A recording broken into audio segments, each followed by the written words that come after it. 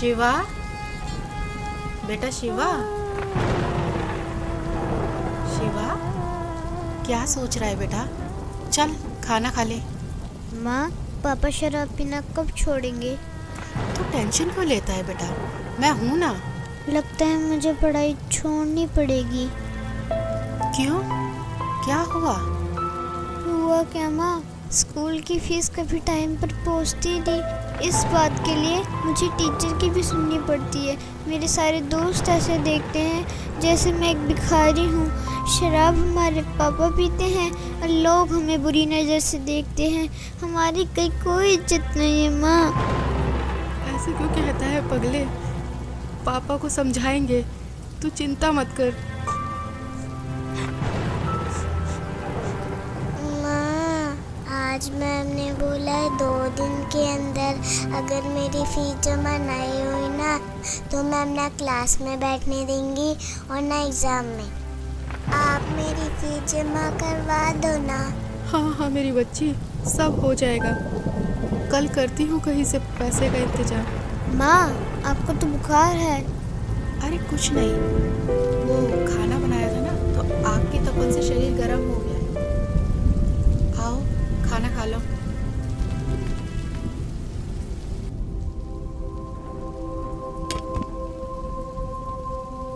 और हाँ, पढ़ाई छोड़ने के बारे में सोचना ही मत, समझे?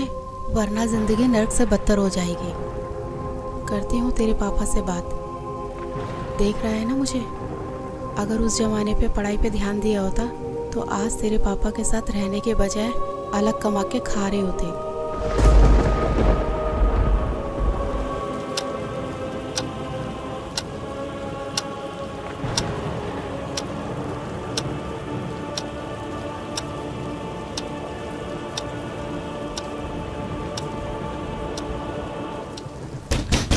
खोल साले, दरवाजा खोल। खोल साले, दरवाजा खोल। अबे कहाँ मर गई साली? खोल साले। इनका तो रोज रोज का ड्रामा हो गया। आज तो दरवाजा खोलूंगी ही नहीं। खोल नहीं तो तोड़ दूंगा इसको। खोल साले, दरवाजा खोल। अबे तोड़ दूंगा इसको साली, दरवाजा खोल। कहाँ मर गई साली?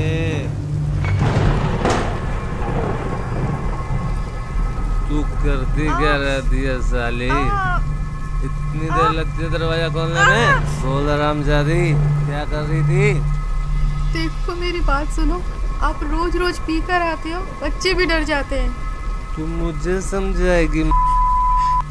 अब मुझे तुझसे सीखना पड़ेगा कि घर कब आते हैं और कैसे पीते हैं। तू मुझे समझाएगी साली? तू मुझे सिखाएगी साली? तू मुझे समझाएगी साली? तू मुझे समझाएगी? मुझे समझाएगी?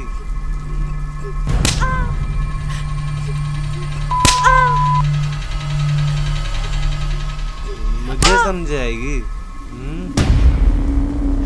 पापा मत मारो ना माँ को, पहले से बीमार है। तेरी इतनी मजाल, तू मुझे रोकेगा? हैं?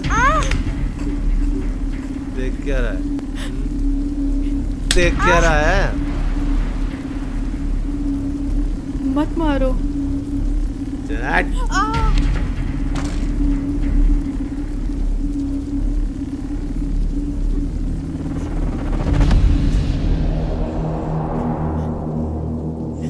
तू मुझे मारेगा साले? मैं भी देखता हूँ तेरी माँ ने तुझे कितना दूध पिलाया।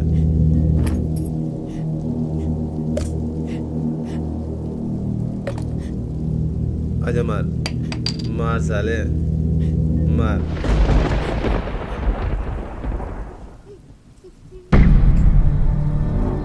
तुम सबको देख लूंगा मैं।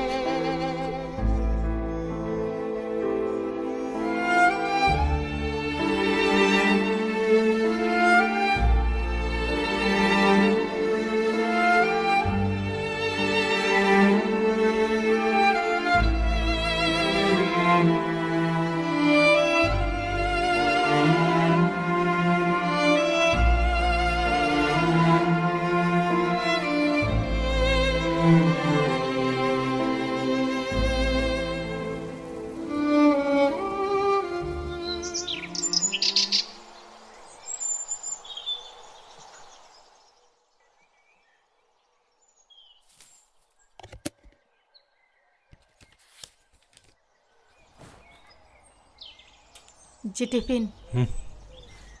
सुनो,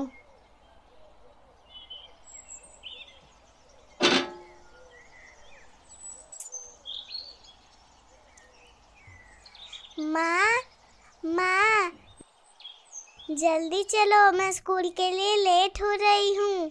हाँ हाँ मेरी बच्ची, बस 2 मिनट, मैं अभी तैयार होके आती हूँ।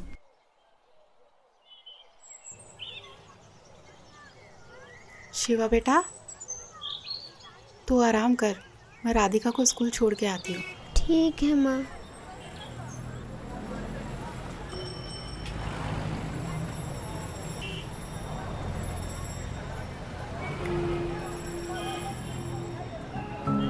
माँ, पापा कब सुधरेंगे? उन्होंने रात में भैया को बहुत मारा है ना।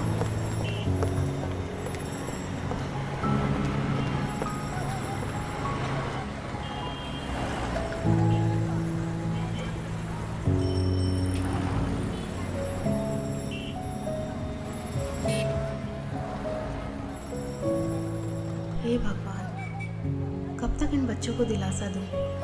मेरे होते हुए मेरे बच्चे नर्क जैसे जिंदगी जी रहे हैं। इससे अच्छा तो हम मर जाते, वो बेहतर होता।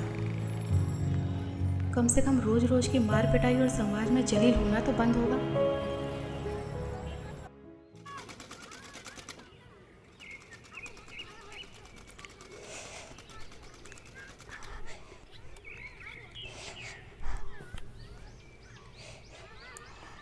अरे मैं बोल रही थी ना कि मैं लगा देती हूँ।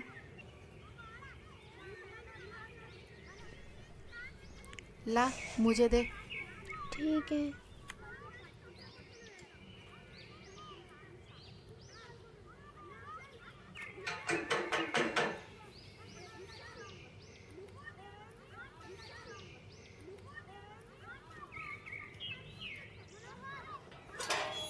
अरे नीलम दीदी, आइए आइए। और पुष्पा बहन, ठीक हो आप?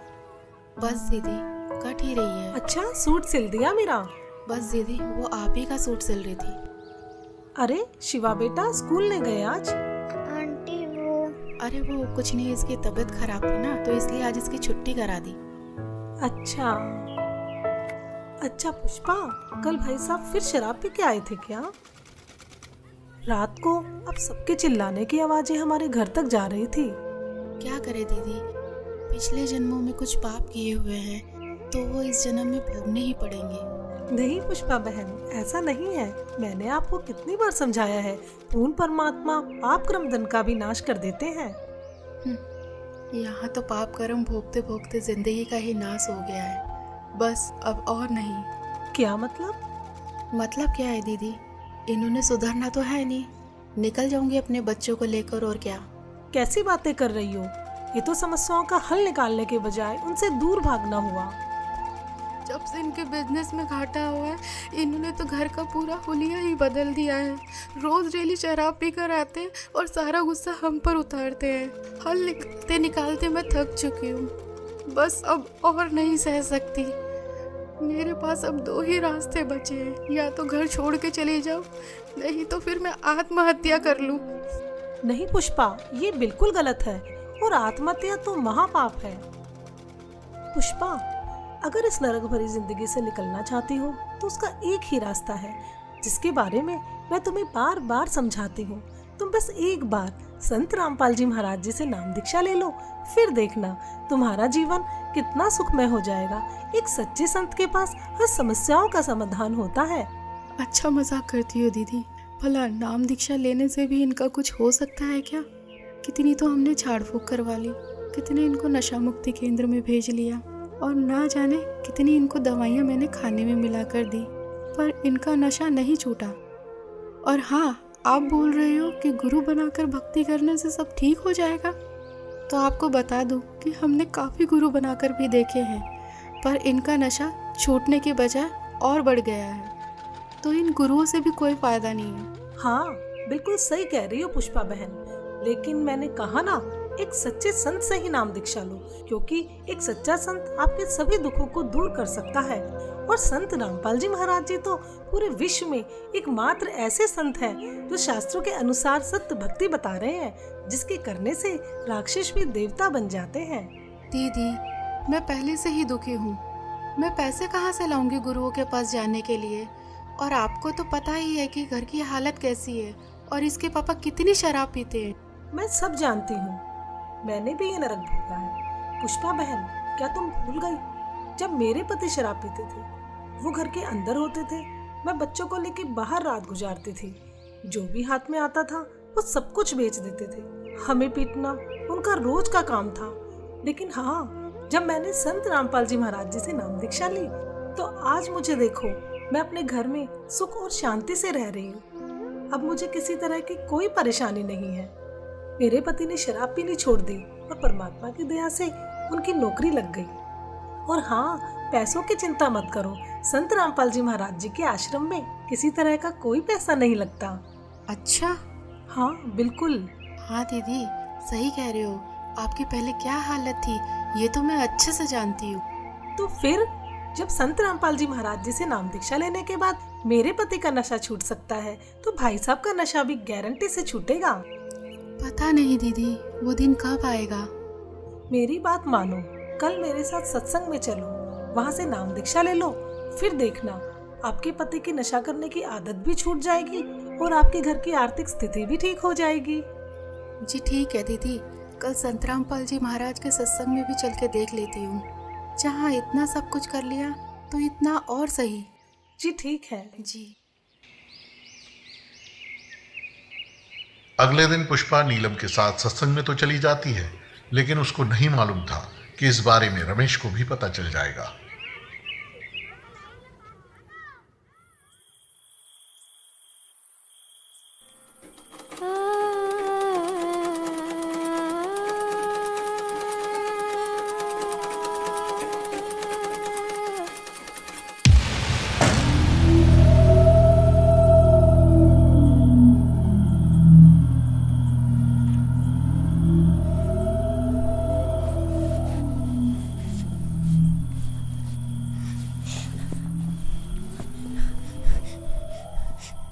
क्यों री, बहुत शौक चढ़ाते हो सत्संग में जाने का?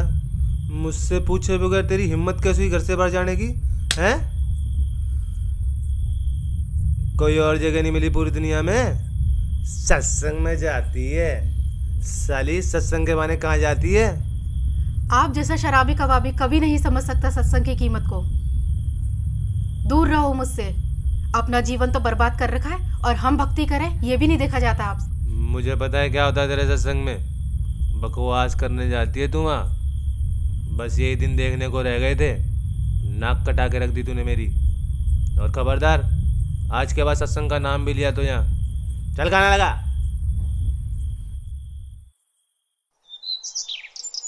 रमेश सत्संग को बहुत बुरी जगह मानता था, लेकिन कुछ दिन बाद जब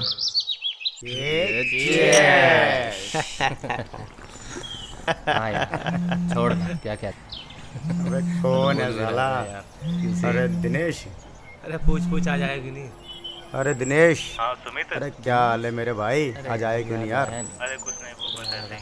अरे यार तेरे बगैर तो पार्टी में मजा ही नहीं आता यार। हाँ ठीक है, ये बता रमेश है वहाँ? कौन? रमेश? हाँ है ना, ये ले बात। हाँ दिनेश भाई, कैसा है मेरे यार? बढ़िया भाई। आ जाया नहीं तू यार? अरे अरे दारू के पैसे हम दे देते भाई। अरे वो सब छोड़, तू ये बता कि तुझे पता है कि भाभी कहाँ जा रही है? क्या मतलब? मैंने अभी मिश्रा की वाइफ के साथ सत्संग में जाते हुए देखा है। इसकी और हाँ, तो आज तो तेरे दोनों बच्चे भी साथ हैं। इसकी तो अरे क्या हुआ छोड़ भाई? यार। क्या हुआ? अरे कुछ नहीं यार, तुम्हारी भाभी आज फिर सत्संग में जा रही है। अरे समझाने उसे, बिगड़ जाएगी वो।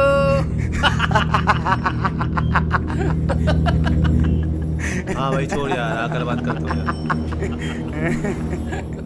अपने दोस्तों के सामने हुई इस बेइज्जती को रमेश सहन नहीं कर सका और गुस्से में आग बबूला होकर वहां से निकल गया।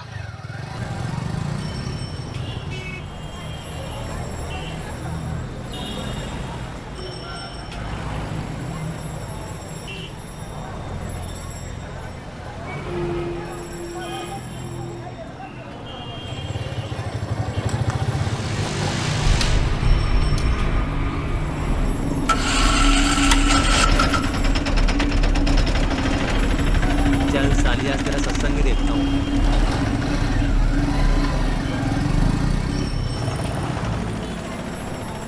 पुष्पा, बहुत अच्छा किया, इन बच्चों को भी ले आए। इन बच्चों को बचपन से ही परमात्मा की सही भक्ति का ज्ञान हो जाएगा। हाँ, आज छुट्टी थी ना इनकी, और इनके पापा भी सुबह सुबह कहीं अपने दोस्तों के साथ निकल गए, तो सोचा इन बच्चों को भी साथ ले चलो। बहुत अच्छा किया।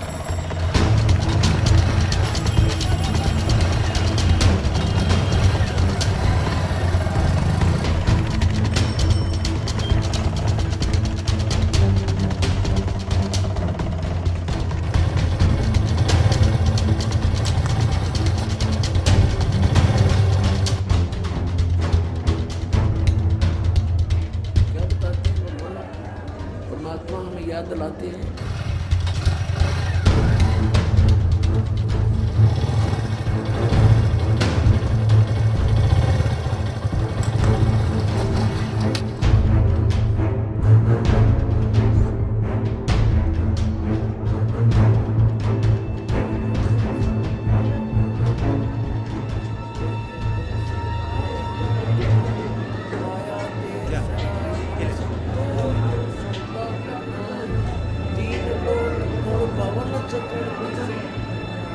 तीन लोक और पवन चतुर्दश सब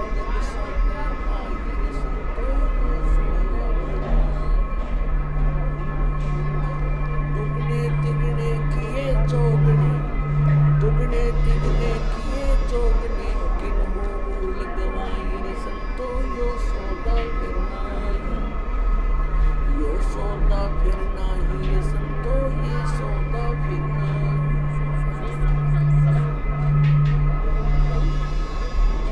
फिर क्या बताते हैं? यो दम टूटे पिंडा। सच है भगत जी, इधर नहीं जाना आपको। क्यों?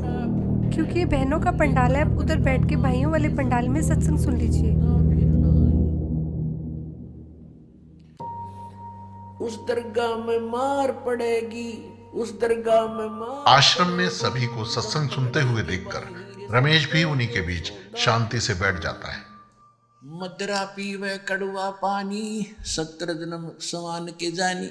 ओए, एक बार शराब पीता है तो 17 जन्म कंटिन्यू कुत्ते की योनि में जाओगा वो, एक बार। और जिसने बोतल की बोतल खाली कर रखी है उसका तो पता नहीं 1000 जन्म हो गएगा, 2000 जन्म कुत्ते के। और कुत्ते का जन्म तो एक कब तेरा। अब तो अफलातून पी के घुटी ला के शराब की और टिट्टी पाक जाए, और पत्नी रोवा खड़ी खड़ी कि ये रोटी खा ले ना मरेगा। वह थाली लेकर जाएगी, रोटी खा लो, और वो मारेगा ठोकर, दूर आ जा। वो पड़ेगी सारा दूर जाके पड़ेगा भोजन। और फिर उस दुष्ट आत्मा के साथ क्या होगा? कुत्ता बन के क्या खाएगा? जब तो ठोकर मारा था थालियों के, कुत्ता बनेगा।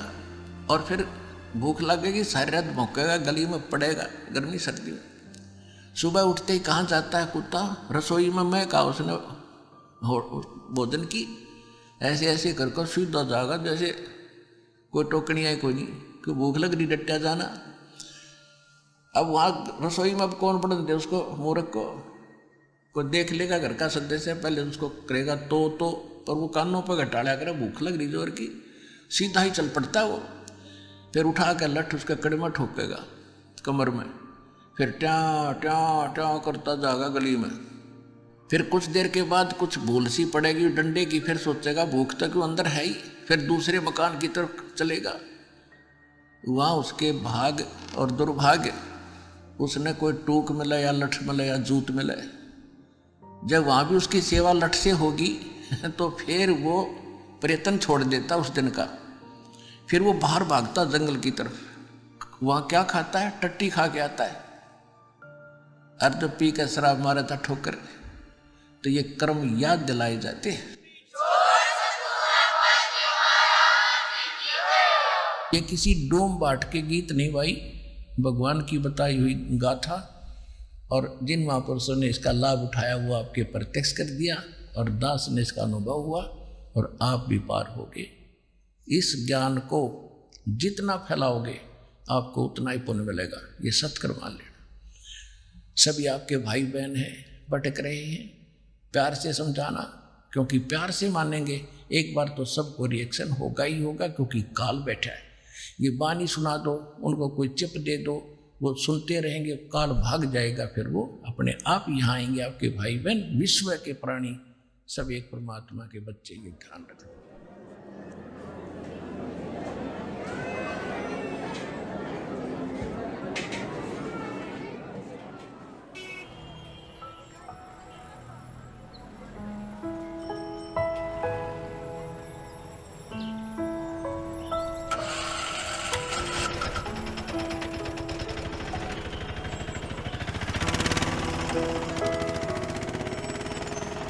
और राधिका बेटा, आपको सत्संग में जाना कैसा लगा? मुझे तो बहुत अच्छा लगा आंटी। और शिवा बेटा, आपको कैसा लगा?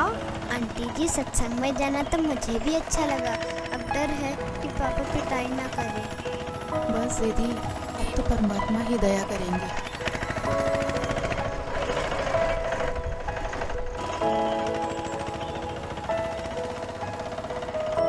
अच्छा पुष्पा, चिंता मत करना। सत साहेब जी। अच्छा बच्चों, सत साहेब।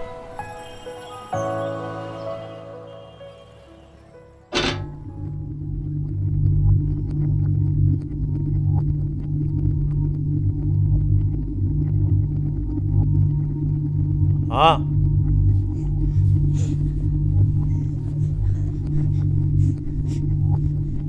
कहाँ गए थे तुम? जी वो यहीं बस वो चुप कर। कहाँ लगा? पता नहीं कहाँ घूमती रहती है। जी ठीक है, लगाती हूँ।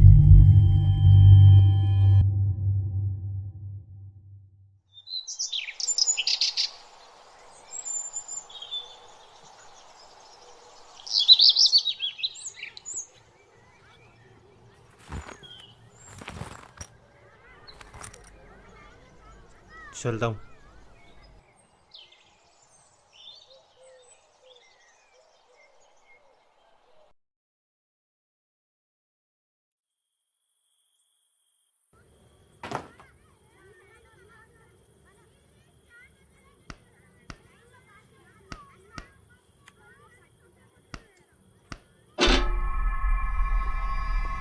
माँ,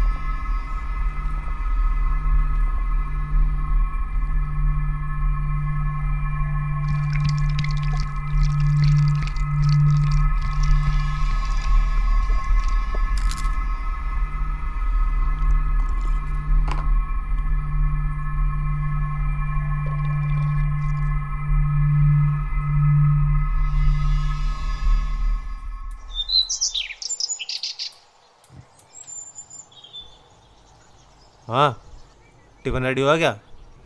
जी हाँ। क्या देख रही है? जी कुछ नहीं।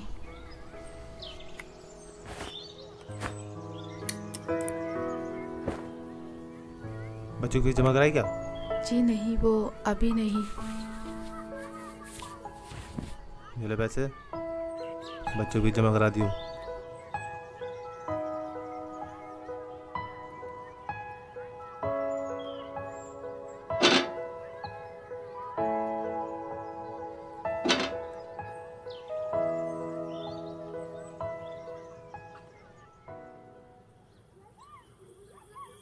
कुछ दिन से रमेश शाम को जल्दी घर आने लगता है, जिसे देख पुष्पा असमंजस में पड़ जाती है।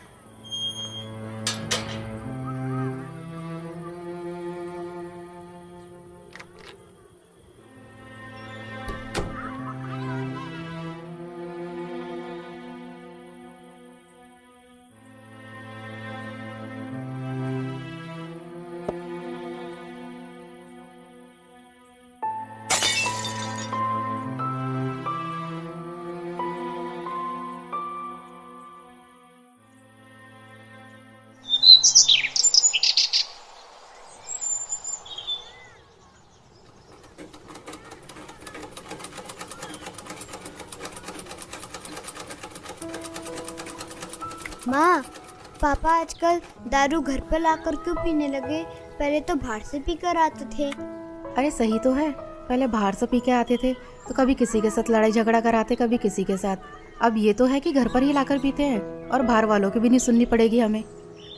हाँ माँ, आजकल उनके स्वभाव में भी बहुत बदलाव आ गया है। लड़ाई झगड़ा और गाली गलौज भी बहुत कम कर दिया है। सही कहा भैया, अब तो मम्मी की पिटाई भी नहीं करते। हाँ, लगता है ये सब गुरुजी का ही चमत्कार है। हे परमात्मा, दया करना।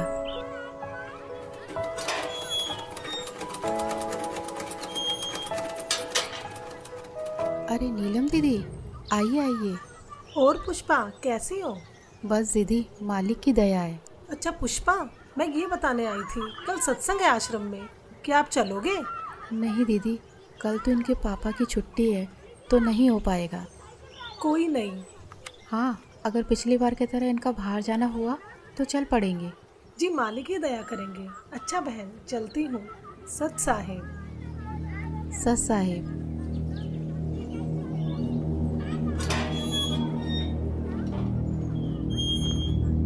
क्या करने आई थी ये? कुछ नहीं जी, वो बस ऐसे ही इनके कपड़े थे तो पूछने आई थी। चल चुप कर, बकवास करती रहती है। और हाँ, कल सुबह मुझे जल्दी जाना है, खाना जल्दी बना दियो, कहीं सोचो छुट्टी है मेरी। जी ठीक है। रमेश की इस बात को सुनकर पुष्पा खुश हो जाती है कि ये सुबह जल्दी निकल जाएंगे तो मैं सत्संग में जा पाऊंगी।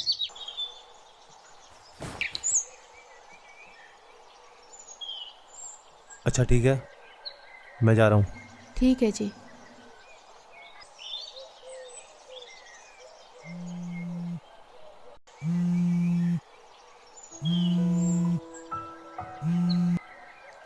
हाँ नीलम दीदी। जी दीदी। हाँ दीदी, मैं 5 मिनट में तैयार होके आती हूँ। जी जी जी जी।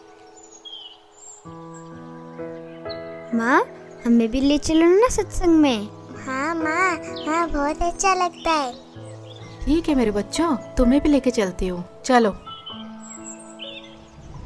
पुष्पा आज भी नीलम के साथ अपने दोनों बच्चों को लेकर सत्संग में पहुंच जाती है, इस बात से बेखबर कि आज यहाँ उसके साथ क्या होने वाला है। कोई आपत्ति आओगी कैसे खड़ा करूंगा। और क्या बताना चाहा था, जो परमात्मा 18 लाख व्यक्तियों को और 3 दिन तक भोजन भंडारे, लड्डू, जलेबी, कचौड़ी, पकौड़ी और दोहर और असरफी दे सकता है एक झोपड़ी में बैठा व्यक्ति, वो समर्थ कितना है। और आपको क्या नहीं दे सकता, पूरे विश्व को खिला सकता, वो पूरे असंख्य ब्रह्मांडों को 1 सेकंड में सब कुछ भर दे, हरा भरा कर दे इस पृथ्वी को, और आपका घर भर दे पूरा। अगर विश्वास करोगे तो ये सत्कर मान लेना, उस समर्थ का सहारा आपको है। हाँ हाँ दीदी, बहुत अच्छा लगा। और मैं तो सोच रही थी और हाँ दीदी, कल तो कमाल हो गया। मुझसे पूछ रहे थे कि बच्चों की फीस जमा करा दी, तो मैंने कहा नहीं, तो मेरे हाथ में पैसे रख के चले गए। अच्छा हाँ बहन, परमात्मा पर ऐसे ही विश्वास रखो, परमात्मा जो चाहे सो कर सकते हैं।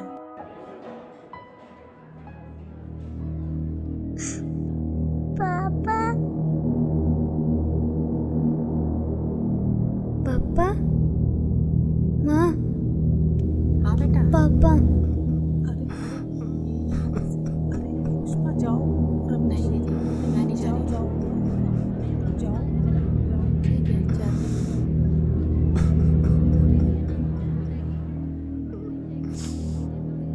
मुझे माफ कर दो परमात्मा, मैं पापी हूँ मालिक। क्या हुआ जी? मुझे माफ कर दो पुष्पा, मुझसे बहुत बड़ी गलती हो गई। मुझे नहीं पता था मैं क्या कर रहा हूँ, लेकिन आज ये सत्संग सुन के मेरी अंतरात्मा जाग उठी है। मुझे गिलानी हो रही है अपने कुकर्मों में। मुझे माफ कर दो पुष्पा। कोई मुझे नहीं, माफ कर आप दो। रोइए मत।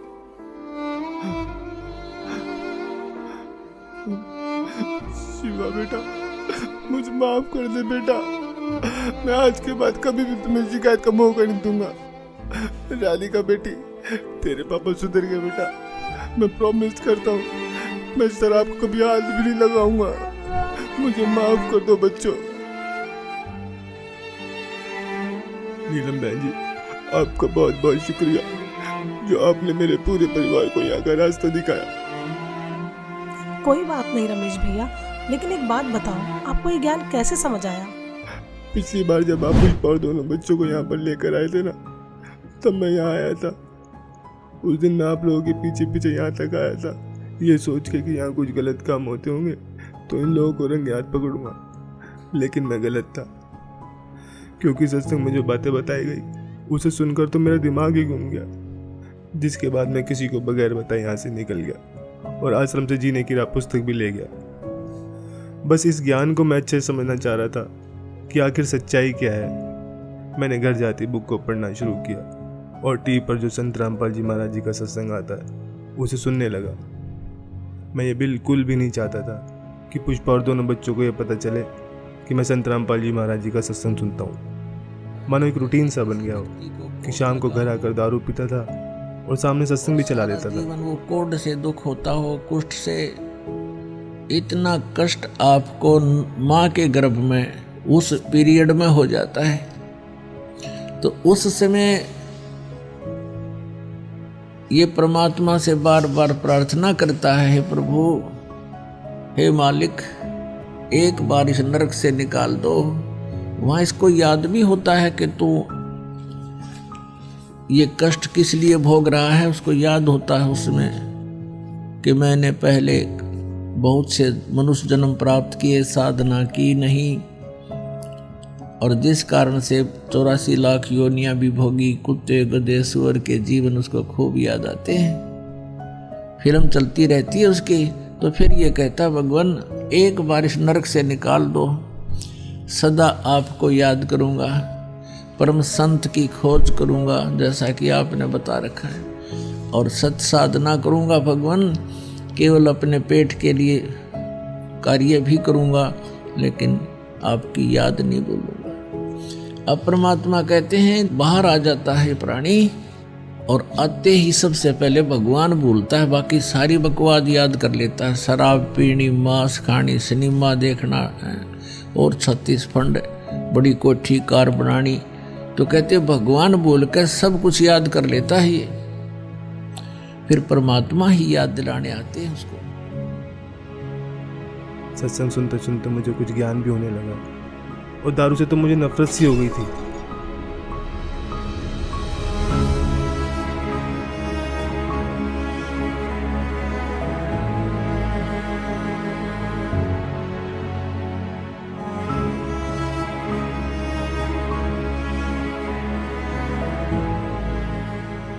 और फिर कल जब आप घर पर आए, पुष्पा से सत्संग में चलने के लिए पूछ रहे थे ना, तब मैंने आप दोनों की सारी बातें सुन ली थी। मैं बिल्कुल भी नहीं चाहता था कि पुष्पा और दोनों बच्चे मेरी वजह से सत्संग में ना जा पाए, इसलिए मैंने पुष्पा से झूठ बोला कि मुझे सुबह कहीं बाहर जाना है। फिर मेरे मन में भी आया कि क्यों ना मैं भी आज सत्संग में चलूं, तो आज मैं भी सत्संग में आ गया। संत रामपाल जी महाराज वाकई में पूर्ण संत हैं, जिन्होंने मेरे पूरे परिवार के साथ साथ मुझे भी यहाँ खींच लिया और मेरे अंदर के राक्षस को मारकर एक देवता बनने का रास्ता बताया। सुबह का भूला यदि शाम को घर आ जाए तो उसे भूला नहीं कहते। और अब आप संत रामपाल जी महाराज जी का ज्ञान समझ गए हो तो इससे बड़ी खुशी की बात और क्या होगी। जी, अब मुझे भी नाम दीक्षा दिला दीजिए, जिससे मेरे पाप कर्म कुछ हल्के हो सके। हाँ हाँ, क्यों नहीं भाई साहब, आइए। जी हाँ बच्चों, चलो। आज रमेश भी संत रामपाल जी महाराज जी से जुड़ जाता है और अगले ही दिन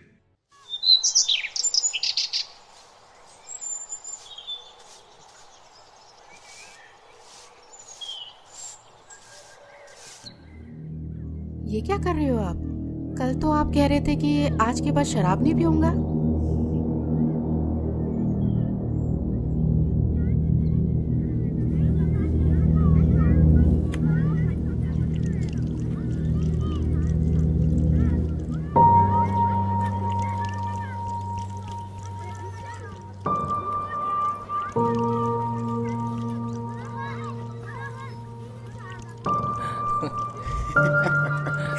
कल तो पुलिस वालों ने बहुत मारा यार।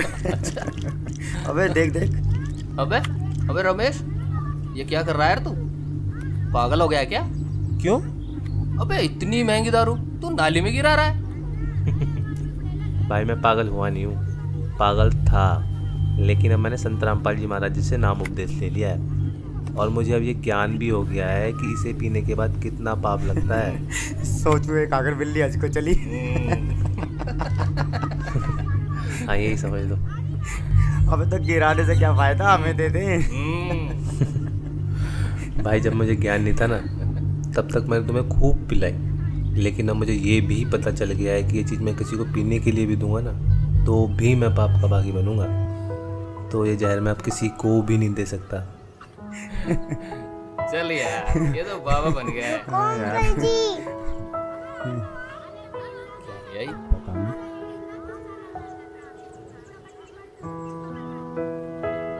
अरे ये क्या ले आई?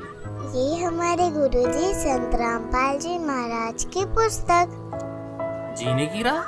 हाँ अंकल जी, जीने की राह, जिसे पढ़ने के बाद लाखों लोगों ने भी नशा छोड़ा है। तो आप भी पढ़िए।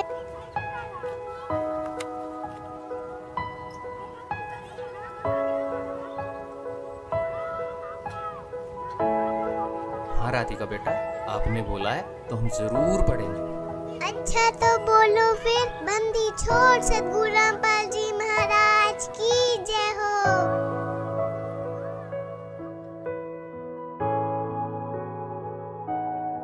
तो दोस्तों आपने देखा आखिर किस प्रकार रमेश का नशा छूट जाता है। संत रामपाल जी से जुड़कर लाखों लोगों ने अपना नशा छोड़ा है। संत रामपाल जी ही पूरे विश्व में एकमात्र ऐसे संत हैं जिनके लाखों फॉलोअर्स हैं, जिनमें से कोई भी नशे पते को हाथ तक नहीं लगाता। उनका मिशन है कि पूरे विश्व से नशे को खत्म कर सबको सत भक्ति मार्ग पर लगाना, ताकि आप और हम सभी मनुष्यधारी जीवों का यह मनुष्य जीवन सफल हो जाए।